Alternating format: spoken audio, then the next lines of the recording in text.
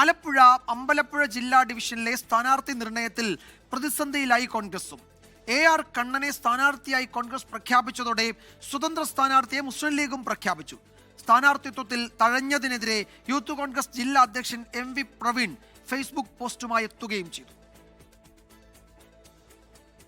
ആലപ്പുഴയിൽ യൂത്ത് കോൺഗ്രസ് ജില്ലാ അധ്യക്ഷന് സീറ്റില്ല. പകരം AR കണ്ണൻ അമ്പലപ്പുഴയിൽ സ്ഥാനാർത്ഥിയാകും. ഫേസ്ബുക്കിൽ വൈകാരിക കുറിപ്പുമായി MP പ്രവീൺ അതൃപ്തി അറിയിച്ചു. പോലീസിൽ നിന്ന് കിട്ടിയ അടിയേക്കാൾ വേദന തോന്നുന്നു. നീതിയില്ലാത്ത തീരുമാനം. കോൺഗ്രസിന് വേണ്ടി ജീവിതം ഉഴിഞ്ഞുവെച്ച മത്സ്യത്തൊഴിലാളിയായ അച്ഛനും മകനും നിസ്സഹായർ എന്നായിരുന്നു കുറിപ്പ്. കോൺഗ്രസിന്റെ സ്ഥാനാർത്ഥി പ്രഖ്യാപനം വന്നതോടെ ഇരുട്ടടിയായി മുസ്ലിം ലീഗും സ്ഥാനാർത്ഥിയെ പ്രഖ്യാപിച്ചു. അമ്പലപ്പുഴയുടെ കാര്യത്തിൽ മുന്നണിയുടെ തീരുമാനമില്ല.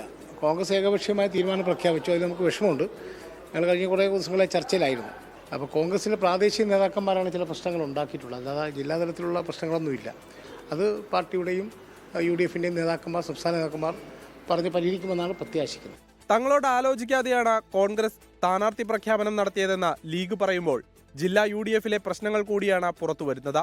ലീഗിനെ അനുനയിപ്പിക്കാനും കോൺഗ്രസ് വിമതരെ പാർട്ടിക്കൊപ്പം നിർത്തുവാനുമുള്ള അവസാനഘട്ട ശ്രമത്തിലാണ് ജില്ലയിലെ കോൺഗ്രസ്. മുതിർന്ന നേതാക്കളായ KC വേണുഗോപാലും രമേശ് ചെന്നിത്തലയും ചർച്ചകൾ നടത്തിവരികയാണ്. 24 ആലപ്പുഴ.